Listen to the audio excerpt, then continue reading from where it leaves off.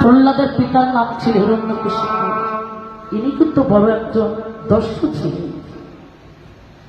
প্রহ্লাদ যখন মাতৃগর্ভে ছিল,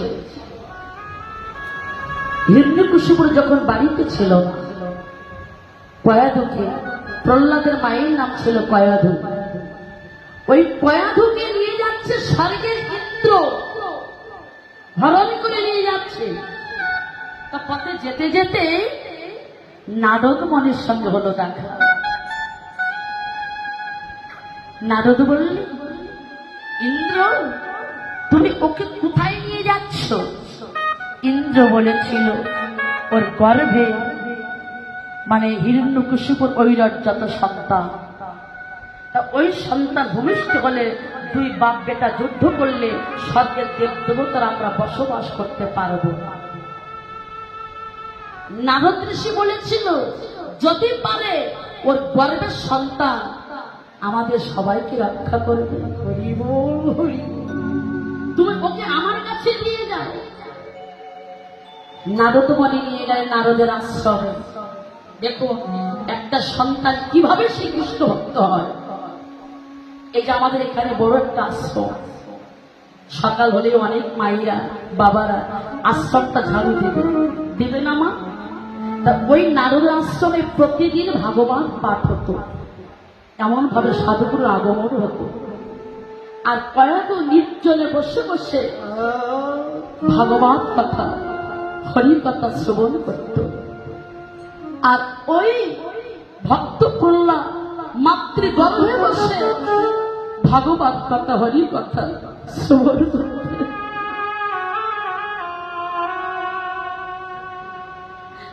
আর সকাল হলে হিরণ্যকশিপুর স্ত্রী কয়াধু সকাল হলে আশ্রমটা ঝাড়ু দিত। তা ঝাড়ু দিতে গেলে দেখবেন বাবা অনেক ধুলা ওড়ে ওড়ে না?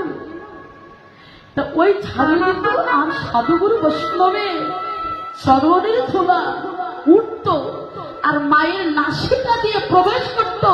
আর ভক্ত প্রহ্লাদ মাতৃগর্ভে বসে সাধুগুরু বৈষ্ণবের চরণে ধুলি ওরা আস্বাদন করতে নিতাই গৌর হইল।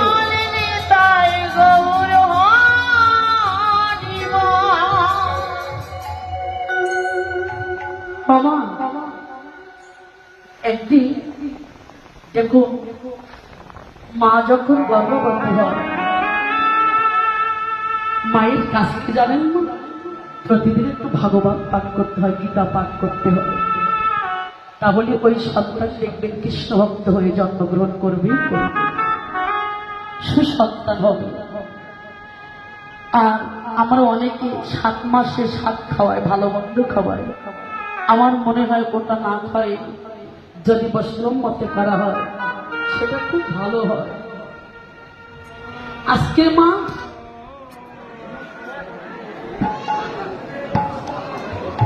স্ত্রী কয়াধু বসে বসে কাঁদছে।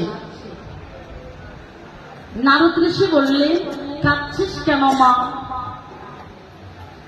তা কয়াধু বলছে যে আমার না জানি আমার গর্ভের সন্তান কখন ভূমিষ্ঠ হয়ে যাবে।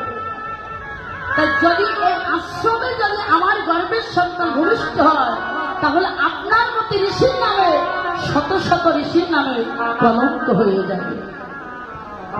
নারদ ঋষি বললেন, মা আমি আশীর্বাদ করলাম, তোর স্বামী ফিরে না আসা পর্যন্ত কখনো তোর গর্ভের সন্তান ভূমিষ্ঠ হবে না। হরিবা আমার কয়াধু মানে হিরণ্যকশিপুর ঘরে ফিরলেন, তারপরে সন্তান ভূমিষ্ঠ হলেন। যখন জানতে পারলেন যে প্রহ্লাদ একজন হরিভক্ত, কৃষ্ণ ভক্ত, প্রহ্লাদকে মারবার জন্য হাত পা বেঁধে পাগলা হাতির তলে দিয়েছিল। মরেছিল মা? হাতি কি তার গায়ে পা দিয়েছিল? দিল না। জলে দিল, ডুবলো না। আগুনে দিল, পড়লো না বাবা। আবার ওই প্রহ্লাদকে 3 দিন কিছু খেতে দিল না, কারাগারে বন্দী করে রেখে দিল। আচ্ছা বাবা, আমরা যদি একদিন না খাই তাহলে আমাদের অবস্থাটা কেমন হয় বাবা? চলবার শক্তি থাকে না। আর আজকে দেখুন ওই প্রহ্লাদকে 3 দিন কিচ্ছু খেতে দিল না, কারাগারে বন্দী করে রেখে দিল। আর 3 দিনের পরে হিরণ্যকশিপুর আজকের সেই